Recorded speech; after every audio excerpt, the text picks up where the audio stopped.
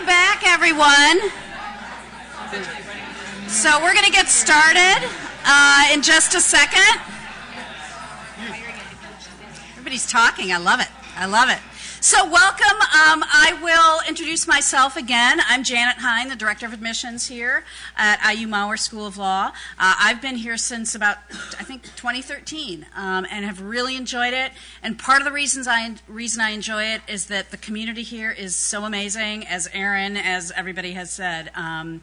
Our faculty are so supportive of what our office does, of the students, of trying to get the students to be successful, and I am very pleased to have 3 of our faculty here today. So I actually have, I'm going to ask them to introduce themselves and maybe tell a little bit about their background before joining us here, and a little bit about what they teach here.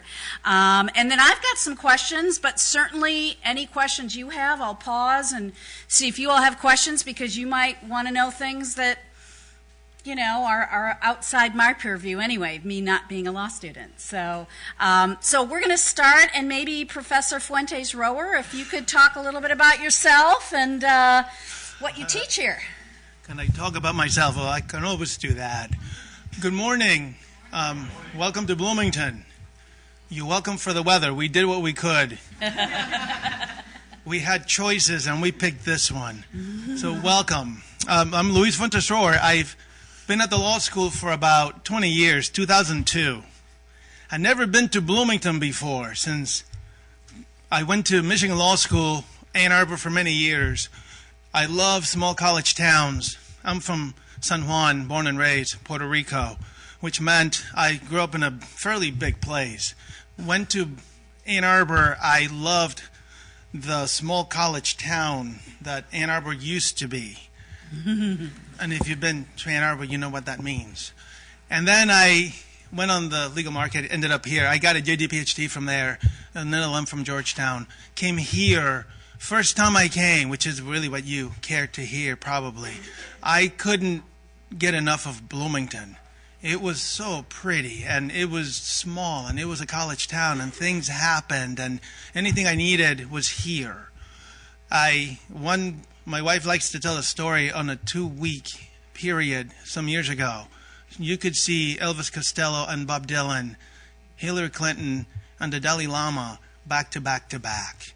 And she would say, a town this size, find some other town that could do that. Well, that's Bloomington.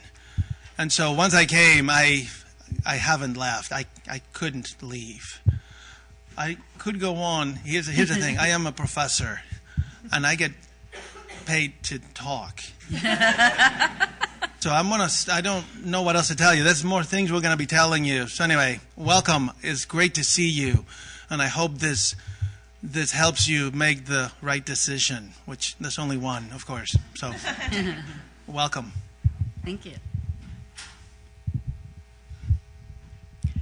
Hi, I am Professor Jody Madeira, and I have my PhD is from Penn Law, my JD is from Penn Law. I hold a master's from Georgetown, and I too have been here for over 10 years, so about 12 years now. Although it keeps feeling like 8 more years. It doesn't seem that long. And this is a sort of a place where time freezes and people don't age. And then you look at your colleagues' pictures on the website, and you're like, oh yeah, it's been a few years have passed, right? So I was one of those people who never really realized that they wanted to go to law school. I wanted to be a professor, and I suffered through a 2-year master's program in linguistics and was bitterly unhappy. And I then took a class called Language in the Law, and there was a door that opened in my mind, and I found it fascinating, for example, to discover whether bricks actually decayed or whether I forget what the other question was in the case, but we were like live witnesses where we had to actually research what the meaning of decay meant for an insurance contract. And so it was sort of part of linguistics and part of law, and I was fascinated that this actually mattered and that millions of dollars hung on this outcome, because it turned out that the insurance would only cover a building that had been destroyed if bricks didn't decay, right? Because the insurance contract didn't cover decay. And so that small question is what brought me into law school.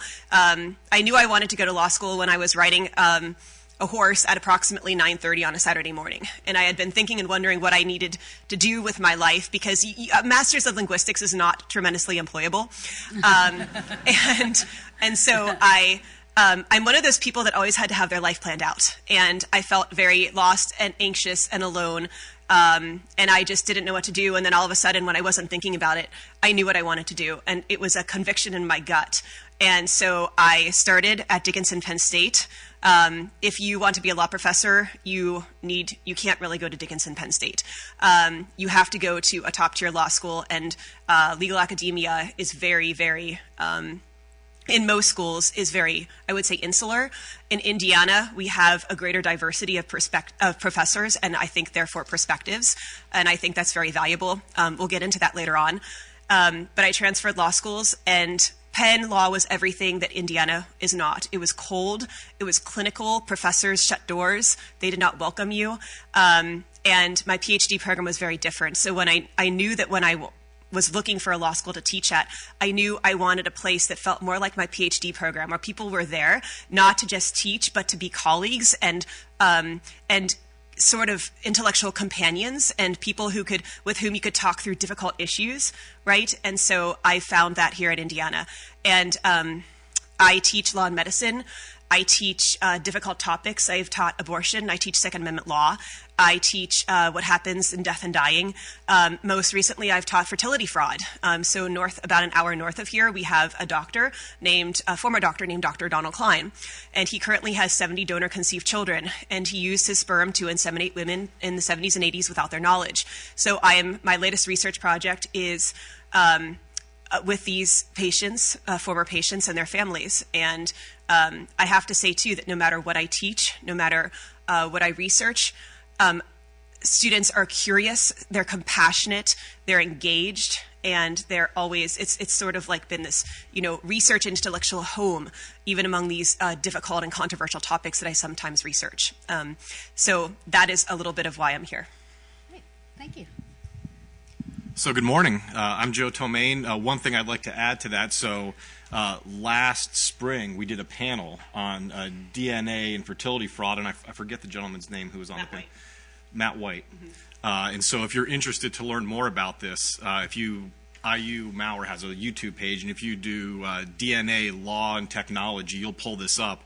And it was a really fascinating panel because we had Professor Madeira, we had a professor from NYU, and then we had a child of fertility fraud who, along with Jody and other people, really helped pass legislation in Indiana. So it was really cool to see academics and others come together to change the law. A little bit about me. I graduated law school in 2001 from a school that used to have a good football team up in South Bend.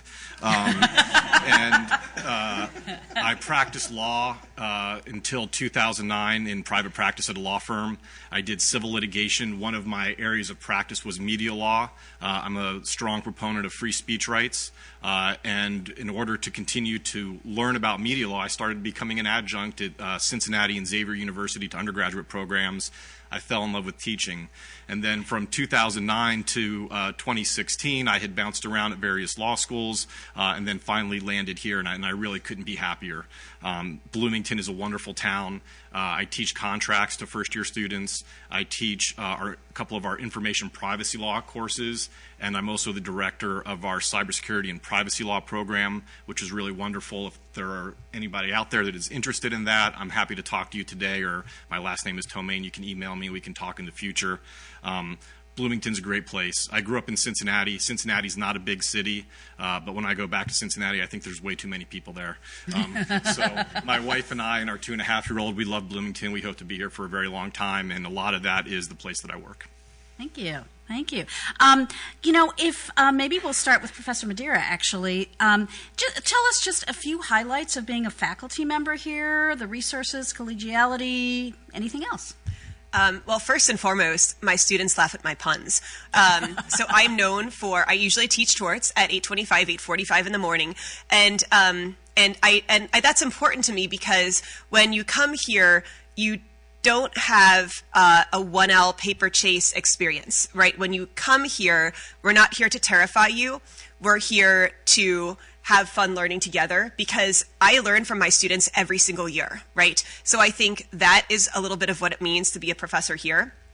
To be a professor here means that our doors are open to students who want to say something, from anything from "hello, I haven't seen you, thanks for a great semester last semester," to "hey, I have a class and I'm not really sure what to do about my schedule next year." Right? I can choose.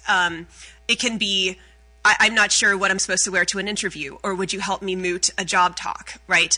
I think there's a great deal of openness and flexibility and transparency and just engagement here, and there's very little hierarchy. So when Professor Tomain talked about the panel we put on, we engage students in our research. I've published with students before. Students are helping me do my interview work if they so choose, and I just think that there's a level of equality, I guess, that it does not feel, for example, like where I went to law school, where you're a professor and this person's a student, and students don't talk unless they're spoken to, if that makes sense. It's a very respectful and engaged community. Professor Fuentes-Rower, any highlights of being a faculty member with fellow faculty, or? Well, the thing I think about when I think about Bloomington is the faculty, and this is something my colleagues would tell you. I believe this. The faculty are quite friendly, which speaks to what Professor Madeira said. Needless to say, there's some that are quirkier than others, but that's just the world we live in. Yet, by and large, I mean, one thing she said that I would take to heart is learning together. When I went to law school, I remember my first class, it was contracts. And it felt so, but this is now some time ago. And it felt so bizarre. The professor seemed to be miles and miles away at a podium. I just watched Paper Chase. Don't. But, or read 1L, the Thoreau book. Don't. Or do. But that was my impression of law school, and that is not, and that was my law school experience, but surely that is not my experience here. The learning together piece, and I know we have other questions, but I don't want to miss this one in case it doesn't come up. Whatever you decide to do in applying and then going to law school, I would exhort you strongly to take advantage of that which is offered to you. Engage the law school, engage the campus. Things happen on this campus that law students don't even have any idea about, because they figure 3 years, I come, I get the best grades that I can, I do the best that I can, and then I leave. And then I get the job that I hopefully want. Rather than engaging us, engaging the community. There's millions of things happening in Bloomington, which is what makes Bloomington, to me, special. And so students don't always think like that. They think, I'm just going to stick to my classes and work really hard, which is important. But that is not the only thing. And that's one thing about our faculty, our, dare I say it, collegiality. We're really, most of us are really friendly people who are here because we want to help you. And so I would ask you strongly to let us do that. And we can actually help one another. Mm-hmm. And I have more to say about that, but I always worry that I go on too long. So I will stop. But I do have specifics I want to tell you to take with you before our time is up. Great. Professor Tomain, anything to add to that? Just real briefly on the learning together, a couple really good examples. One, Professor Madeira is co-director of the Center for Law, Society, and Culture. There's roundtables on Fridays, and students are welcome. And I think it's really wonderful that there are some 1Ls that attend regularly. And it's so cool to be able to sit down in this informal setting where there's no grading or any kind of judgment or anything like that, and get together and talk with students. So there's really cool opportunities that I don't think really happen at most law schools. Another example, so when I teach information privacy law, there's probably something that happened since we started talking this morning that I would already want to put in my syllabus. I mean, that's how quickly privacy law changes. And so one of the things I do in that class is I do these very short current event presentations where I have students find a news article that relates to something that we've read. I learn stuff every semester from students that you just can't keep up with everything. And so that's another really great example of learning together. And then finally, as far as being a part of IU, not just the law school, one of the other parts of IU is the Center for Applied Cybersecurity. They have a monthly speaker series throughout the year. A lot of those talks occur here at the law school, and again, this is an opportunity where there are law faculty members, there are JD students, there are LLM students, that are people that come over from Luddy, from the School of Informatics, Computer, and Engineering, and so you get these really collaborative and diverse groups to get together and talk about issues. One of the speakers we just had, there is a civil rights organization called the Electronic Frontier Foundation, and the speaker that came, her name is Eva Galperin. She's not a lawyer, but she's a technologist, although she works at the EFF with a lot of lawyers, and so she came to talk about her role as a technologist working with lawyers in the context of digital civil rights, and so that was a really cool talk. And so there's just a lot of opportunities here at Maurer and at IU. That's great. Thank you. I'm going to just pause and see if there's any questions you all have been thinking about to ask these folks yet. Anyone? Anyone? I've got more too. All right. We'll move on. Yes, sir. We can call on them if you want. I promised they wouldn't get grilled by being here. I didn't promise that. One over here, yes. You talked a little bit about cybersecurity. I actually was just at a conference yesterday where a technologist spoke, and he talked a lot about artificial intelligence and machine learning, so I was kind of looking at how that's going to change the landscape of the legal market and how that's going to really revolutionize and speed up a lot of processes and change the billing models of a lot of bigger firms. So does Indiana, do you integrate that in any way into your classes so that we can be ready for that? So if you were my child, I have 4, also known as too many. My wife is not in the room, so I can say that. You would have heard me tell him. He went to IU, the best school in the world. Second, actually, Michigan's first. That's okay. We have a lot of Purdue students here.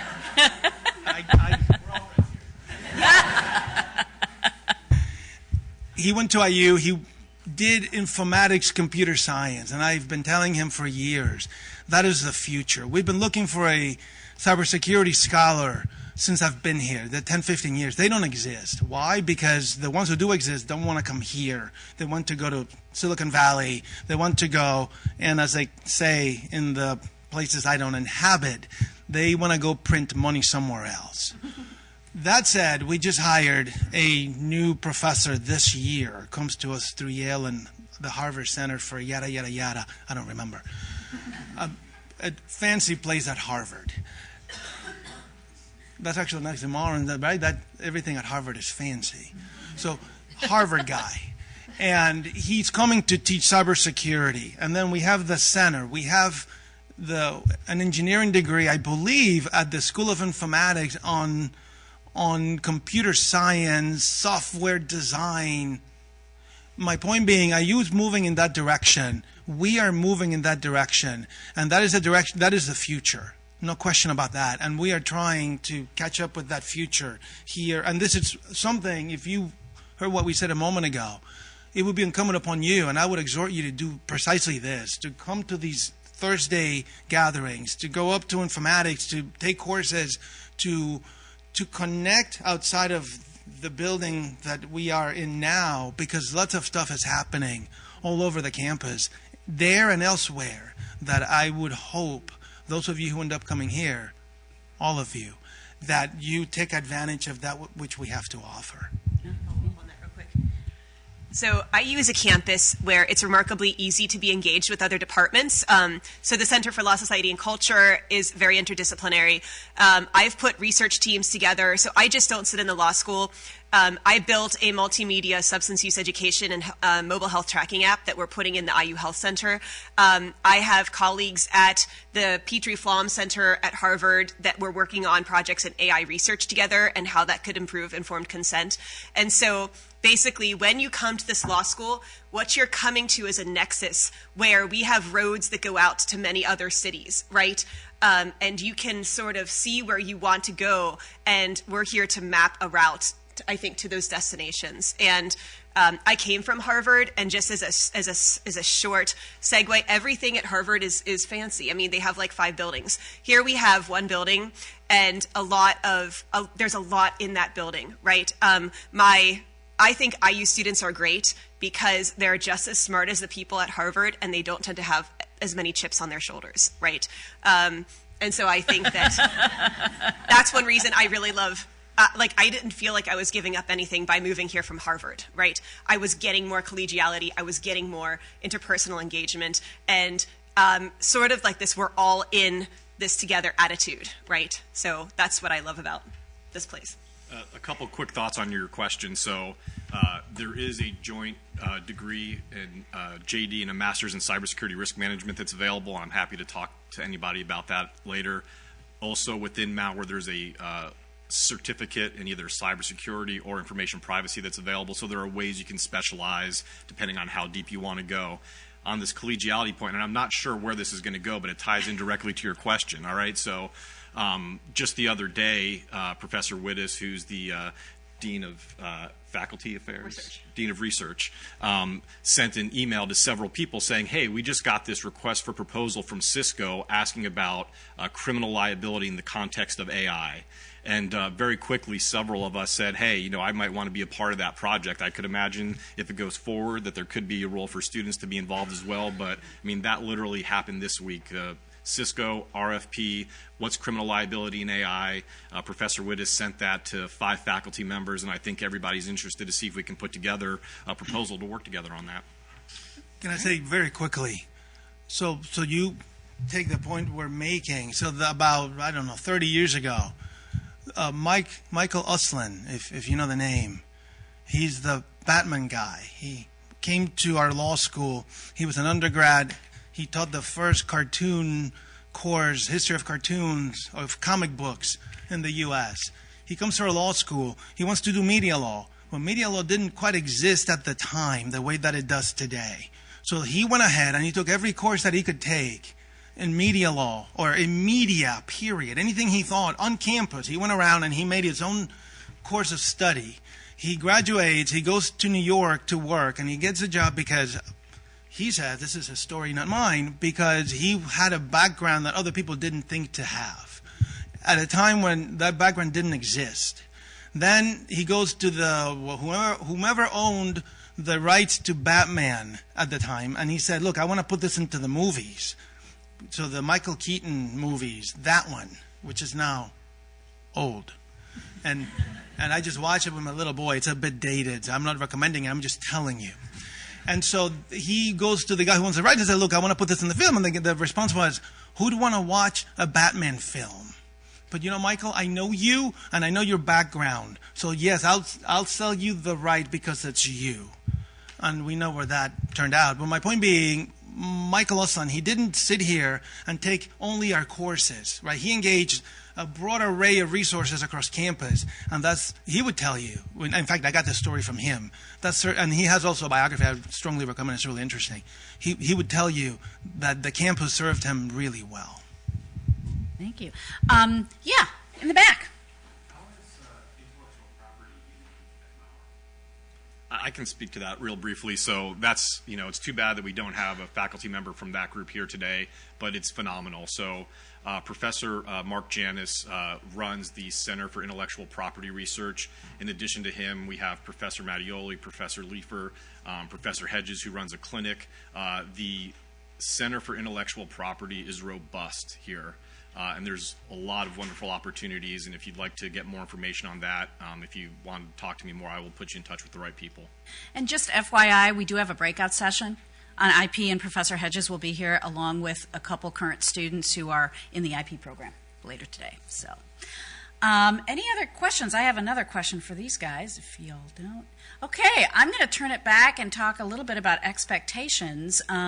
So briefly, because I want y'all to also give Professor Fuentes-Roche advice on the one thing to take away from here.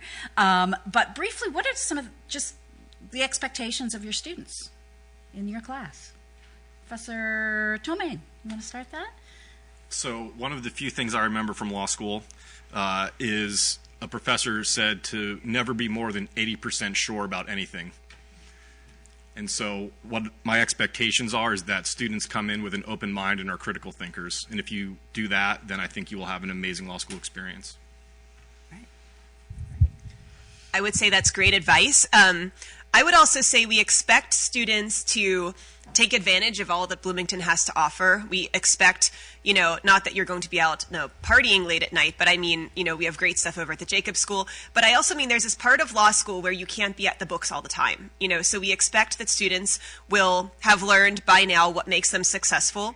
And it might mean regular exercise. It might mean running at 8 o'clock in the morning. Whatever your routine is,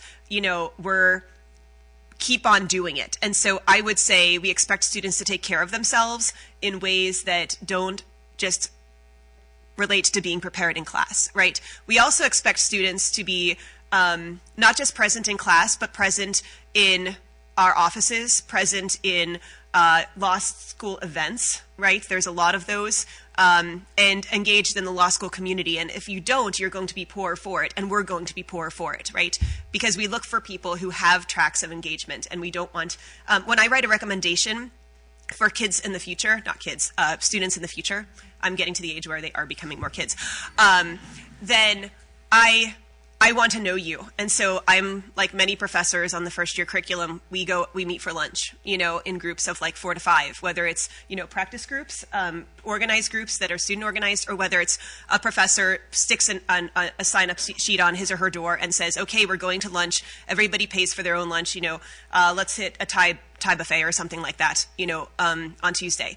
And we need to know who you are as people, or else we cannot effectively connect you to who you want to be connected to for jobs and also for research and engagement. So we like to know you as people. So we expect you to.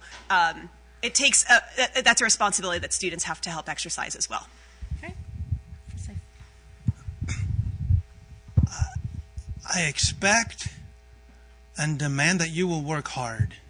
And I tell you the first day, I don't ban laptops, for example. Yet I tell you in my syllabus, which is about 10, 15 pages long, I will tell you 2 pages is just the research on laptop use in the classroom. So you know that laptops are actually a disservice to you. I know some of you think multitasking is a thing. That's a lie. I'm sure you think some of you multitasking and laptop usage is helpful to you in some ways that you don't seem to appreciate. I don't buy it. Now, I don't ban laptops because I expect you to show up to my classroom with, and I tell you this, with a pad of paper and a pen, having read the material, ready to engage. And if you're not, I won't harass you, I won't harangue you, I won't embarrass you. I won't tell you I'm disappointed in you. That's my children, not you. I was raised Catholic, so my mother was, that's a different talk. I'm in a different, but what I would do is tell you, look, when the grades come out, you are not going to like what you see. And maybe you do. Maybe you're the person, right? The bell curve is what it is. And we need tail ends, and we have a curve, because actually I don't know why we have a curve, but we do. And I wouldn't have it if it were up to me. Because I believe in hard work. I believe in showing up on time. I believe in taking, right, you're paying for this, so beginning to end. And I don't want to waste your time. Don't waste mine. And if you do, I'll tell you nicely. I'm not one of those. I'm a nice person. That said, expectation, something that Professor Madeira said that's so important. And I'm going to say it again. I've hinted at it, I think. Maybe I already said it. You're here to engage. You're here to network. You're here to connect. You're here so that the dean knows who you are. You're here so that you go to office hours. Frank Bruni wrote a piece about a year ago about college and what you do when you go to college and what you do wrong when you go to college. And law school is the same. I tell my students, if I see you on the street and I don't know who you are, that is not my fault. That is on you. And I know a lot of students. I don't know all of them. And the ones I don't know is because they're not trying hard enough. I have 100, you're one. And I am telling you, it is your job to connect. You're not here to pass. Some people do pass by, and, more power to them. And lots of them pass by, and they succeed plentifully. And you may be that person. I wouldn't, if I were to have it, and that's the way I did it, by the way. My law school was one of these big, unwieldy places. If you've been to Ann Arbor, on Hutchins Hall, if you've been, don't. But if you have, it feels like cold and uninviting, dark. And I would say this to the dean of Michigan Law School. In fact, I have. So this is not like I'm talking behind his back. That is not this place. And we don't want it to be that place. Right? Engage with the center. 1 center, 2 centers. I don't have a center. I can't say 3 centers. I have other things. I have projects. I hire students all the time. And I don't think I have a budget, meaning I just hire people. And the dean doesn't say anything, so I keep hiring more. Do that. If you take anything, take that, because I have some students who are friends for life. I have some I don't remember. Be the one, be the first, not the latter. Thank you. Professor Tomei, that was great to engage with everyone. Do you have any sort of parting advice for one thing that they should take away from? It's always hard to Let's talk to visit. more than one person. Yeah. Because you need to hear different messages. That's right. And I think that 2 of them I would share is for those of you who are very focused and you're going to worry too much, relax. All right? And then for those of you that are going to kind of flow through here, step up your game. Great. Professor Madeira? I would say the reason why I told you where my degrees came from in the beginning is that I'm a product of largely a public school background. And then all of a sudden, I went to Georgetown and Penn for my advanced degrees. And the school that I feel most at home and that I've learned the most in is probably the law school here at IU. This place has been my intellectual home. It has been the place where I've changed into a very different person than I came here. And I want students to change into very different people than they are when they come through our doors, right? The problem I think that some people have with law school is they're not ready to be changed. And we're not a big firm factory. We are not. We are a place where we are not necessarily, although we call ourselves a professional educational school, we are professional, but we don't teach like many law schools do. We teach doctrine and we teach law, but we teach culture. We teach how to engage critically. Right? We are not just going to give you a bunch of rules to memorize, and we are going to demand more of you in that respect. And I think we also teach in a way that's more a mentorship, more that's typical of an academic graduate degree, like a master's or a doctorate where you have an advisor, than a professional school where you just go to class and you're not expected to interact with professors. We want you to change us and challenge us, and we hope that you're ready to do that. Great. Thank you. Well, I know Professor Madeira has many recitals and swimming things to go to. So we're gonna sort of end on time here, but we've got about 10 minutes for you all to take a break, and then we're going to come back at this room and have our alumni talk to you about Mauer. So thank you, professors, very much.